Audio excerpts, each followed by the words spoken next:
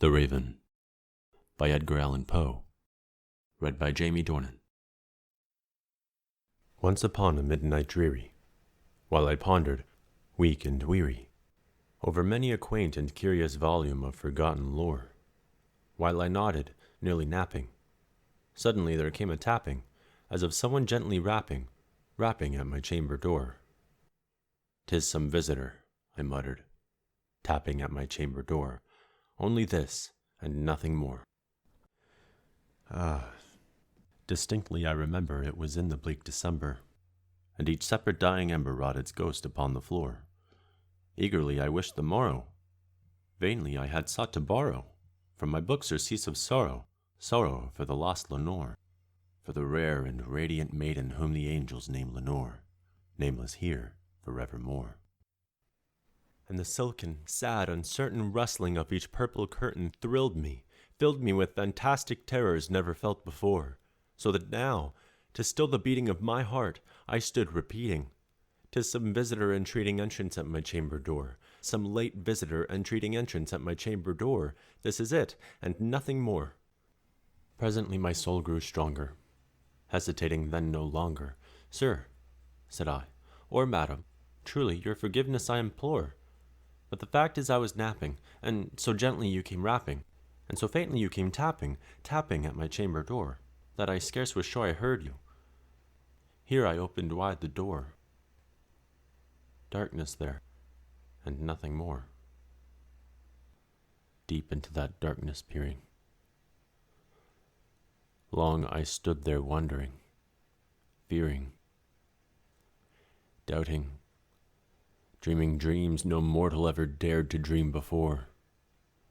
But the silence was unbroken, and the stillness gave no token, and the only word there spoken was the whispered word, "Lenore?"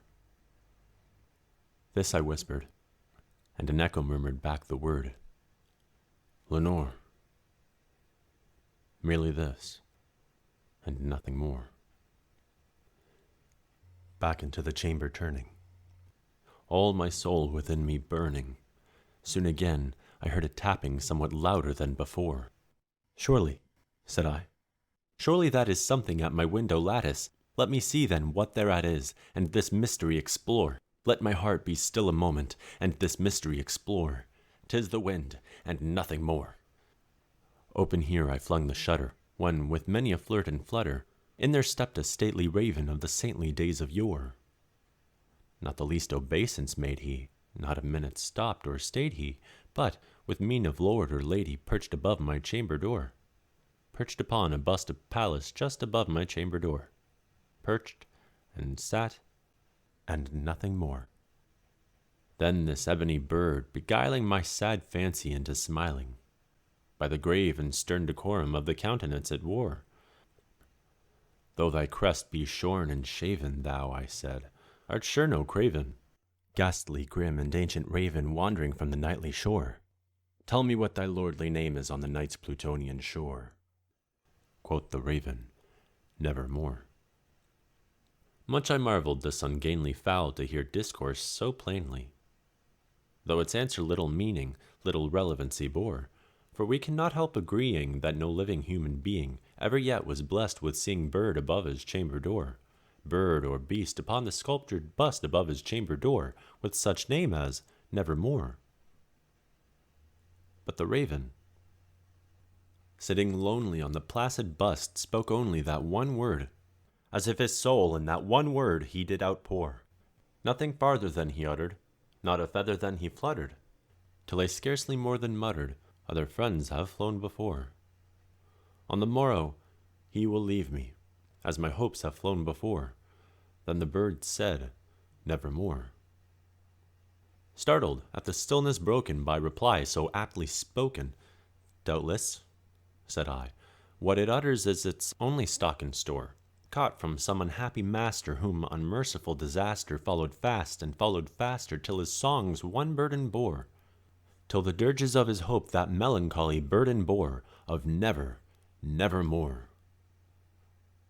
But the raven, still beguiling all my fancy into smiling, straight I wheeled a cushioned seat in front of bird and bust and door, Then, upon the velvet sinking, I betook myself to linking fancy unto fancy, thinking what this ominous bird of yore, what this grim, ungainly, ghastly, gaunt, and ominous bird of yore meant in croaking, nevermore.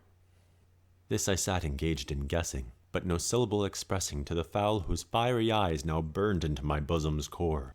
This and more I sat divining, with my head at ease reclining on the cushion's velvet lining that the lamplight gloated o'er. But whose velvet violet lining with the lamplight gloating o'er she shall press? Ah, nevermore. Then, methought, the air grew denser, perfumed from an unseen censer swung by seraphim whose footfalls tinkled on the tufted floor. Wretch, I cried, thy God hath lent thee. By these angels he hath sent thee respite and nepenthe from thy memories of Lenore. Quaff, oh quaff this kind nepenthe and forget this lost Lenore. Quoth the raven, nevermore. Prophet, said I, thing of evil, prophet still, if bird or devil, whether tempter sent, or whether tempest tossed thee here ashore, desolate, yet all undaunted, on this desert land enchanted, on this home by horror haunted, tell me truly, I implore, is there balm in Gilead? Tell me, I implore. Quoth the raven, nevermore. Prophet, said I, thing of evil, prophet still, if bird or devil, by that heaven that bends above us, by that God we both adore, tell this soul with sorrow laden if, within the distant Aidenn, it shall clasp a sainted maiden whom the angels name Lenore. Clasp a rare and radiant maiden whom the angels name Lenore. Quoth the raven, nevermore. Be that word our sign of parting, bird or fiend, I shrieked, upstarting. Get thee back into the tempest and the night's Plutonian shore. Leave no black plume as a token of that lie thy soul hath spoken. Leave my loneliness unbroken. Quit the bust above my door. Take thy beak from out my heart, and take thy form from off my door. Quoth the raven, nevermore. And the raven, never flitting, still is sitting on the pallid bust of Pallas just above my chamber door. And his eyes have all the seeming of a demon's that is dreaming. And the lamplight o'er him streaming throws his shadow on the floor, and my soul from out that shadow that lies floating on the floor shall be lifted nevermore.